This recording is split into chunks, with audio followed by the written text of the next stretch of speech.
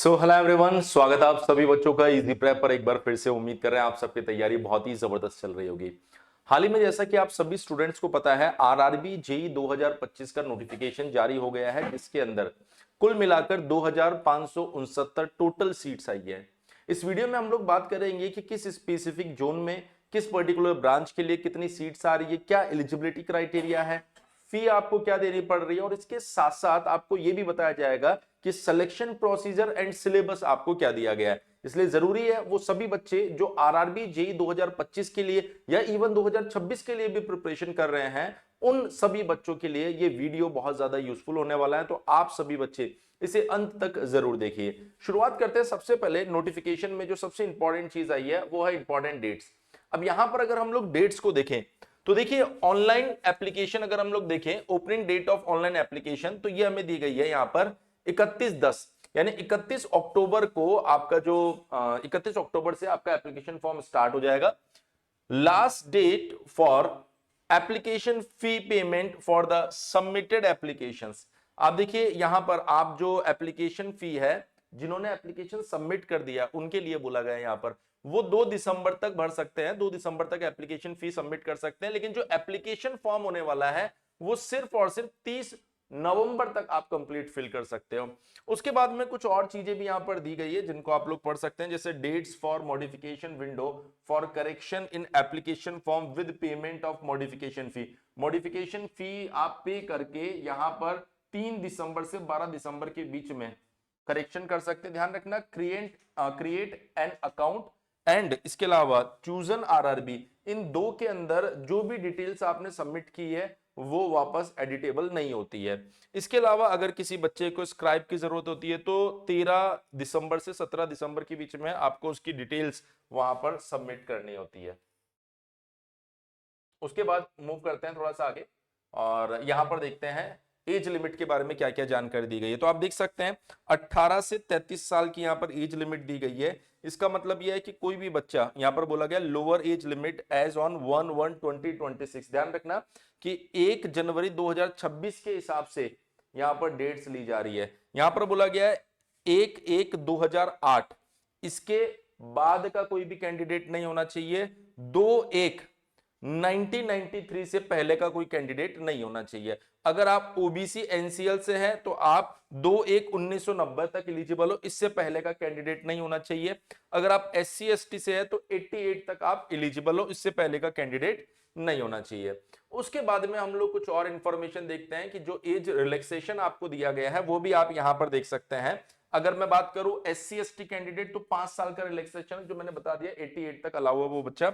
OBC NCL 3 साल का यहां पर रिलैक्सेशन दिया गया है, वो भी मैंने आपको अभी पिछली स्लाइड पे बता दिया था कि 90 तक 90 तक वो बच्चा एलिजिबल है। उसके बाद अगर हम लोग यहां पर बात करें एग्जामिनेशन फी की, अगर हम लोग जानकारी लेना चाहे तो एग्जामिनेशन फी के अंदर भी यहां पर दिया गया for all candidate except categories mentioned below at SI number 2। यहां पर बोला गया है जो भी स्टूडेंट्स है जो कैटेगरी में नीचे जो आपके पास कैटेगरी आ रही है उसके अलावा जो भी स्टूडेंट है उनको 500 रुपए पे करना है। और जो इस कैटेगरी को बिलोंग कर रहे हैं, जैसे मान लीजिए वो एससी में आ रहे हैं, एसटी में आ रहे हैं, एक्स सर्विसमैन में आ रहे हैं, या फिर इनमें से किसी भी कैटेगरी में आ रहे हैं, उनको 250 रुपए का पेमेंट यहां पर करना होगा। उसके बाद हम लोग बात कर लेते हैं रिक्रूटमेंट प्रोसेस। तो रिक्रूटमेंट प्रोसेस के अंदर आप देख सकते हैं कि पहली चीज तो आपको एक ही जोन सेलेक्ट करना है। अगर एक से ज्यादा जोन से आप अप्लाई करने की कोशिश करते हैं तो आपके सभी एप्लीकेशन जो है वो रिजेक्ट हो जाएगी। यहाँ पर जो सिलेक्शन प्रोसीजर दिया गया है उसमें फर्स्ट स्टेज में सीबीटी कंप्यूटर बेस्ड टेस्ट है, उसका अभी मैं एग्जाम पैटर्न के साथ साथ सिलेबस भी आपको बता दूंगा। सेकंड स्टेज के अंदर अगर आप देखेंगे तो कंप्यूटर बेस्ड टेस्ट 2 यहां पर दिया गया है, इसमें क्या क्या होने वाला है और किस तरीके का सिलेबस होगा वो भी आपको बता दिया जाएगा। यानी पहला जो स्टेज आप देख रहे हैं यहां से 15 गुना बच्चों को सेलेक्ट किया जाएगा सेकंड स्टेज के लिए। यहां पर फिर से एग्जाम होगा और 1:1 के अंदर ही स्टूडेंट्स को मेडिकल एंड डीवी के लिए बुलाया जाएगा। दूसरा डीवी होगा और तीसरा मेडिकल एग्जामिनेशन होगा, उसके बाद में आपको फाइनल सिलेक्शन दे दिया जाएगा। अब अगर हम लोग बात करें सीबीटी 1 जिसकी हम चर्चा कर रहे हैं यहां पर, इसके अंदर टोटल आपके पास 4 सेक्शन होने वाले, mathematics, general intelligence and reasoning, general awareness and general science. तो आप देख सकते हैं कि मैथमेटिक्स के टोटल 30 क्वेश्चन होने वाले हैं और ये 30 मार्क्स का सेक्शन होगा। रीजनिंग में 25 क्वेश्चन होंगे और 25 मार्क्स का ये सेक्शन होगा। और जनरल अवेयरनेस की अगर मैं बात करूं यहां पर तो 15 क्वेश्चन 15 मार्क्स का सेक्शन होगा। जनरल साइंस की अगर मैं बात करूं 30 क्वेश्चन होंगे और 30 मार्क्स का ये सेक्शन होगा। मतलब टोटल अगर आप देखेंगे यहां पर तो आपके पास में 100 नंबर का ये पेपर होता है और 100 क्वेश्चन इसमें होते हैं। आपको 90 मिनट्स का समय मिलता है। हर एक क्वेश्चन जो होता है वो 1 नंबर का होता है और 1/3 नेगेटिव मार्किंग भी आपको मिलती है। यहां से 15 गुना बच्चों को सेलेक्ट किया जाएगा, जबकि लगभग आप देखते हैं तो वो 16-17 गुना हो ही जाते हैं, लेकिन हाँ आप 15 गुना के हिसाब से मानकर चलिए। और उसके बाद में आप आ जाते हो डायरेक्टली सीबीटी 2 के अंदर। सीबीटी 2 की अगर आप बात करेंगे तो इसके अंदर आपके पास में देखिए 5 सेक्शन है, जिसमें पहला सेक्शन है जनरल अवेयरनेस। जनरल अवेयरनेस के अंदर 15 क्वेश्चन होंगे 15 मार्क्स के। Physics and chemistry, general science में जनरली फिजिक्स केमिस्ट्री बायोलॉजी होता है, लेकिन आप सीबीटी 2 में देखेंगे फिजिक्स एंड केमिस्ट्री दिया गया है, 15 क्वेश्चन 15 मार्क्स। उसके बाद basics of computer and application 10 question 10 marks. Basics of environment and pollution 10 question 10 marks. यानी ये वाला जो सेगमेंट है ना ये पूरा ये 50 नंबर का होता है। और उसके बाद में आपकी जो टेक्निकल एबिलिटी होती है 100 क्वेश्चन 100 मार्क्स, ये 100 नंबर का होता है और ये 50 नंबर का होता है। Total 150 question 150 marks. जो टाइम है यहां पर वो है 120 मिनट। और अगर हम लोग बात करें यहां पर हर एक क्वेश्चन 1 नंबर का होता है और जो नेगेटिव मार्किंग होगी वो क्या होगी, यहां पर 1/3 होने वाली है। अब बात कर लेते हैं यहाँ पर जो वैकेंसीज आई है, किस जोन में किस ब्रांच में कितनी वैकेंसी है। तो हमने कहा आरआरबी कोलकाता के अंदर आप देखिए मैकेनिकल में 234 वैकेंसी है, सिविल में 155 वैकेंसी है, इलेक्ट्रिकल में 107 है और ईसी में 43 है। मुंबई में मैकेनिकल में 93 वैकेंसी आ रही है, सिविल में 153 वैकेंसी है और इलेक्ट्रिकल में 143 वैकेंसी है, ईसी में 41 वैकेंसी है। प्रयागराज में आप देखिए मैकेनिकल में 41 वैकेंसी है, सिविल में 68 वैकेंसी है, इलेक्ट्रिकल में 15 वैकेंसी है, ईसी के अंदर 22 वैकेंसी है।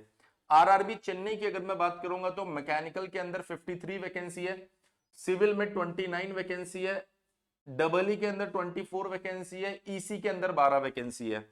अहमदाबाद की अगर हम लोग बात करेंगे तो मैकेनिकल में 11 वैकेंसी है, सिविल में 85 वैकेंसी है, इलेक्ट्रिकल में 37 वैकेंसी है और इलेक्ट्रॉनिक्स में 17 वैकेंसी है। बिलासपुर की अगर हम लोग बात करेंगे तो मैकेनिकल में आपके पास 15 वैकेंसी है, सिविल में 76 वैकेंसी है, इलेक्ट्रिकल में 12 वैकेंसी है और ईसी में 14 वैकेंसी है। रांची की अगर हम लोग बात करें तो मैकेनिकल में 39 वैकेंसी है, सिविल में 17 वैकेंसी है, इलेक्ट्रिकल में 48 और ईसी के अंदर 5 वैकेंसी है। चंडीगढ़ की अगर मैं बात करूंगा तो मैकेनिकल में 59 वैकेंसी है, सिविल में 33 वैकेंसी है, इलेक्ट्रिकल में 7 वैकेंसी है और ईसी में 5 वैकेंसी है। इसी तरीके से सिकंदराबाद की अगर मैं बात करूंगा तो मैकेनिकल में 35 वैकेंसी है, सिविल में 25 वैकेंसी है, इलेक्ट्रिकल में 25 वैकेंसी और ईसी के अंदर 18 वैकेंसी यहां पर आपको दिखाई दे रही है। गोरखपुर में मैकेनिकल में मात्र 4 वैकेंसी है, लेकिन सिविल में 41 वैकेंसी है, इलेक्ट्रिकल में 25 वैकेंसी है और ईसी के अंदर 23 वैकेंसी यहां पर दी गई है। अभी कुछ जोन्स और है उनके ऊपर भी हम लोग थोड़ी सी चर्चा कर लेते हैं। और यहां पर आप देख सकते हैं जम्मू एंड श्रीनगर में मैकेनिकल में 63 वैकेंसी है, सिविल में 12 वैकेंसी है, इलेक्ट्रिकल में 10 और ईसी में 2 है। इसी तरीके से अगर आप देखेंगे बेंगलुरु के अंदर 35 वैकेंसी मैकेनिकल में है, 35 ही सिविल में है, 5 इलेक्ट्रिकल में और 4 ईसी में है। तिरुवनंतपुरम में 10 वैकेंसी मैकेनिकल की है, 41 वैकेंसी सिविल की है, 8 इलेक्ट्रिकल और 3 इलेक्ट्रॉनिक्स। भोपाल की अगर मैं चर्चा करूं तो 28 mechanical, 10 civil, 8 electrical, 9 electronics. Patna की अगर मैं चर्चा करूं तो 23 मैकेनिकल में आ रही है, 12 सिविल में आ रही है, 0 इलेक्ट्रिकल में। पटना में इलेक्ट्रिकल और इलेक्ट्रॉनिक्स में एक भी वैकेंसी नहीं है। सेम मालदा की अगर बात करूंगा तो 9 वैकेंसी मैकेनिकल की है, 24 सिविल की है, 2 इलेक्ट्रिकल की और 10 इलेक्ट्रॉनिक्स की है। अजमेर की अगर हम लोग चर्चा करेंगे तो 13 वैकेंसी मैकेनिकल है, 18 वैकेंसी सिविल है, 0 वैकेंसी इलेक्ट्रिकल है और 5 वैकेंसी आपके पास में इलेक्ट्रॉनिक्स के। इसी तरीके से भुवनेश्वर की बात करूंगा तो सिर्फ 2 वैकेंसी मैकेनिकल की है, 28 सिविल की और 5 वैकेंसी इलेक्ट्रिकल, 1 वैकेंसी इलेक्ट्रॉनिक्स की भी यहां पर है। मुजफ्फरपुर में अगर आप देखेंगे तो 12 वैकेंसी मैकेनिकल, 9 वैकेंसी सिविल और 2 वैकेंसी इलेक्ट्रिकल और इलेक्ट्रॉनिक्स में कोई वैकेंसी नहीं है। और गुवाहाटी जिसने सबको सरप्राइज किया, मात्र 7 वैकेंसी है, वो भी मैकेनिकल और किसी की भी वैकेंसी यहां पर नहीं है। सिलीगुड़ी में किसी तरह की कोई वैकेंसी आई नहीं है। ओवरऑल अगर आप देखेंगे तो 786 वैकेंसी मैकेनिकल की है, 871 वैकेंसी सिविल की है और 483 वैकेंसी इलेक्ट्रिकल, 234 वैकेंसी ईसी में आ रही है। तो ये कंप्लीट जो वैकेंसी का डिटेल है वो मैंने आपको यहां पर बताया, जिससे आपको ये आइडिया लग जाए कि किस पर्टिकुलर जोन के अंदर कितनी वैकेंसी आ रही है। अब अगर यहां से हम लोग थोड़ा सा आगे बढ़ते हैं तो आप में से बहुत सारे बच्चे ऐसे हैं जिन्होंने आरआरबी 2024 में इजी प्रेप से तैयारी की होगी और सिलेक्शन भी लिया होगा, और कुछ बच्चे ऐसे भी रह गए होंगे जिन्होंने तैयारी तो की लेकिन सिलेक्शन नहीं ले पाए, या फिर 2024 में उन्होंने तैयारी की ही नहीं। तो ओवरऑल मैं उन सभी बच्चों से बताना चाहूंगा कि इजी प्रेप 2024 की तरह 2025 के लिए भी आरआरबी का डेडिकेटेड बैच लेकर आ गया, जिसमें आप देखेंगे लक्ष्य प्लस बैच, यह आपको एप्लीकेशन पर दिखाई दे रहा होगा। इस बैच के अंदर आपको 3 वैलिडिटी में यह बैच दिखाई दे रहा है।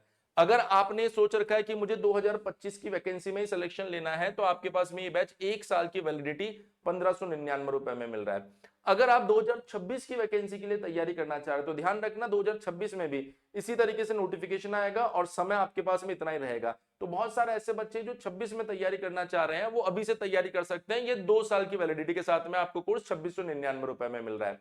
आप में से बहुत सारे बच्चे ऐसे हैं जिन्होंने शायद अभी डिप्लोमा में एडमिशन ही लिया होगा और वो 2-3 साल तक या 2-3 साल के बाद में इस तरह की वैकेंसी में जाने वाले हैं। तो उनके लिए हमने 5 ईयर या मैं कहूं लाइफ टाइम वैलिडिटी का कोर्स भी यहां पर लॉन्च कर रखा है 3999 के अंदर। इस पर्टिकुलर बैच में क्या होने वाला है आप देख सकते हैं। जिस तरीके से इन बच्चों ने सिलेक्शन लिया आप भी सिलेक्शन ले सकते हैं। इस बैच में होगा क्या, आपको डिटेल्ड लाइव क्लासेस के साथ साथ रिकॉर्डेड क्लासेस मिलेगी। जो भी क्लासेस मिल रही है सब्जेक्ट एक्सपर्ट के द्वारा मिलेगी। पीडीएफ नोट्स मिलेगा, 5000 से ज्यादा एमसीक्यू प्रैक्टिस मिलने वाला है। मैराथन रिवीजन सेशन के साथ साथ सब्जेक्ट वाइज टेस्ट और फुल लेंथ टेस्ट आपको इस पर्टिकुलर बैच में मिलने वाला है। इसके अलावा अगर आप देखेंगे तो जो हमारा one of the premium batch है रेलवे के लिए सुपर 30, अगर आप इस बैच के बारे में सोच रहे हैं तो मैं आपको बता देता हूं ये एक ऐसा बैच है जहां पर 1-on-1 मेंटरशिप आपको दी जाएगी। मतलब आप किस तरीके से पढ़ रहे हैं, आपको क्या इंप्रूवमेंट करना चाहिए, आपका चैप्टर खत्म हो गया तो आपको प्रैक्टिस शीट मिलेगी। उसके बाद में आपके पास में वीकली टेस्ट भी होने वाला है जहां पर आपको आपकी परफॉर्मेंस कैसे गिर रही है या कैसे बढ़ रही है हर एक चीज को ऑब्जर्व करके आपको समय समय पे सजेशंस दिए जाएंगे। इस बैच में आपको CBT1 एंड CBT2 कंप्लीट पढ़ाया जाएगा। पीडीएफ नोट्स के साथ साथ weekly test and practice sheet मिलेगी। प्री प्लान शेड्यूल मिलेगा कि क्या क्या आगे चलने वाला है।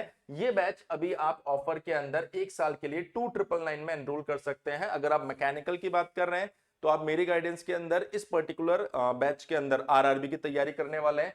सेम अगर आप इलेक्ट्रिकल की बात कर रहे हैं तो इलेक्ट्रिकल के लिए भी ये बैच अवेलेबल है जिसमें आप सुमित सर की गाइडेंस में तैयारी करने वाले हैं। और अगर सिविल की आप बात कर रहे हैं तो सिविल के लिए भी ये बैच अवेलेबल है जिसके अंदर आप मेरे और अभी सर की गाइडेंस में इस बैच के लिए या इस पर्टिकुलर एग्जामिनेशन के लिए तैयारी करने वाले हैं।